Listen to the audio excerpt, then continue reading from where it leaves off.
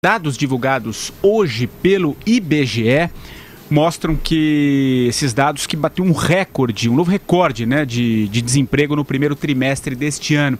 Quem traz mais informações, a gente tem uma participação especial aqui no 3 em 1 de hoje, é a nossa Denise Campos de Toledo. Coloca a matéria da Denise, o comentário, e a gente já vai jogar aqui para a mesa. Vai lá, Wilson.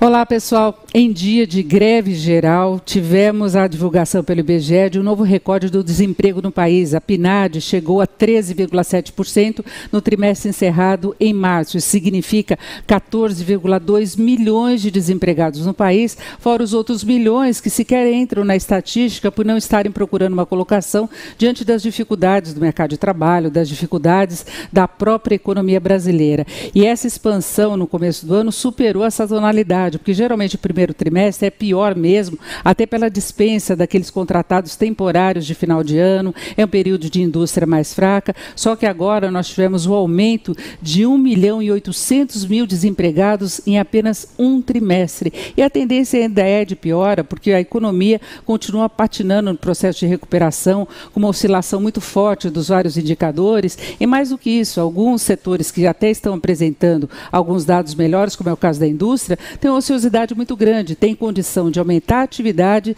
sem necessidade de contratar. Então eu pergunto a vocês, como é que vocês veem essa convocação de uma greve geral num momento tão ruim do mercado de trabalho, com tendência de o desemprego crescer ainda mais?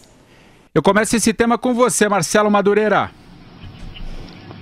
Pois é, cara, eu estava hoje até comentando no Jornal da Manhã, a sensação às vezes que a gente tem é que a gente está vivendo uma espécie da Segunda Guerra Mundial aqui, só que os nazistas não estão do outro lado, eles estão aqui dentro das nossas fronteiras, misturados, são brasileiros também, né?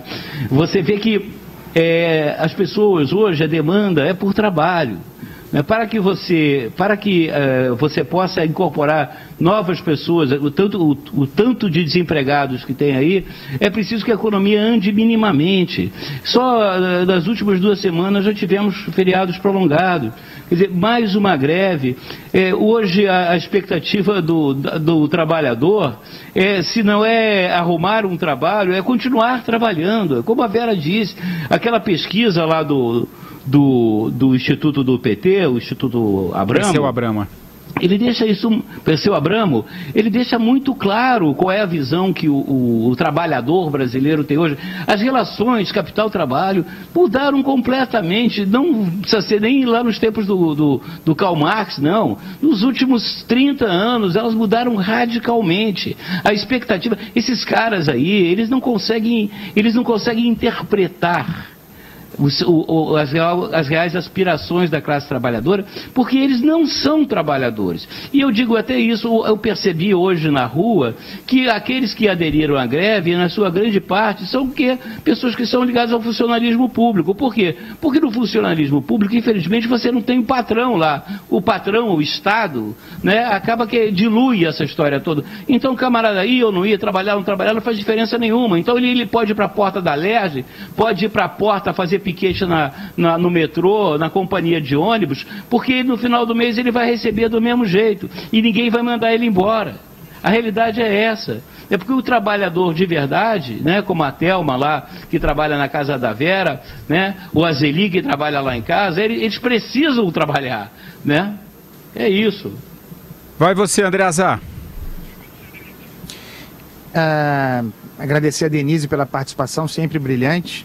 Fico mais seguro para falar sobre economia, ou para falar menos besteira, né? Fico ouvindo ela aqui para ter algumas ideias originais. Mas o fato é o seguinte, eu pessoalmente sou suspeito para falar sobre esse assunto, porque eu odeio feriado, tá? Realmente não gosto. Eu gosto de trabalhar. Para mim, sábado e domingo está de bom tamanho.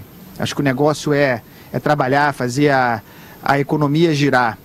E aí, quando eu vejo num dia como o de hoje, considerando que na segunda-feira é feriado, alguém vai dizer que o impacto na economia é pequeno, que é irrelevante? Dane-se. Estou falando de percepção, que é aquilo que eu posso falar melhor, né? De cultura, de ideias, né?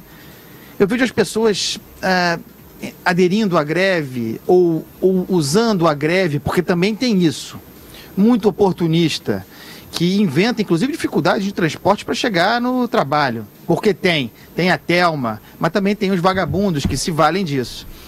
E aí, formando com base numa desgraça que é essa greve, mais o feriado do dia 1º de maio, dia do trabalho, que para mim é uma piada também, a gente vê a inviabilidade, e é isso, né? A inviabilidade do Brasil como nação, né? Como projeto de nação.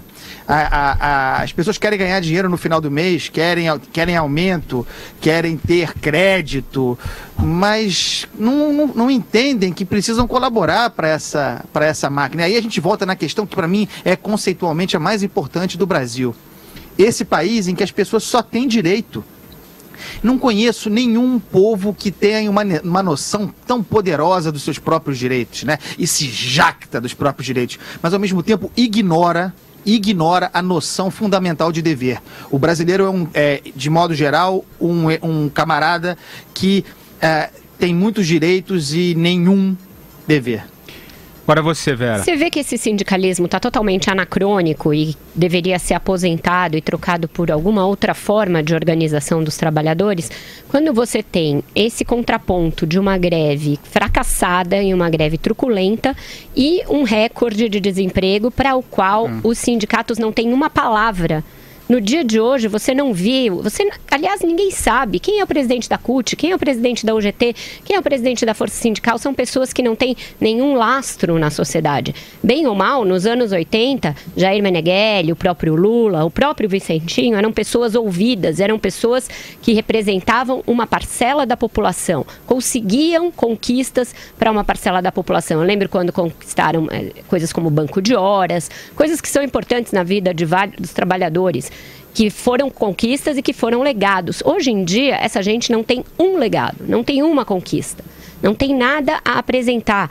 Se eles fossem CEOs de empresas que recebessem por resultado, eles seriam todos demitidos. Essas centrais sindicais não representam ninguém, não conseguem nada, não conquistam nada, não treinam as pessoas para que elas se recoloquem no mercado de trabalho, não negociam com as empresas um aumento da força de trabalho para plantas ociosas, por exemplo, que é algo que eles poderiam fazer, sabe? Não fazem nada, não representam ninguém. Então o número de desempregados cresce, essas pessoas não têm nenhum alento, não tem ninguém que possa ajudá-las e ainda, se estão procurando emprego, se estão esperando a economia melhorar para ter a oportunidade de ter algum emprego, isso vai sendo eternamente adiado porque o país não cumpre as suas funções, as suas tarefas básicas, reforma, ajuste fiscal, essas coisas para as quais os próprios sindicatos trabalham contra.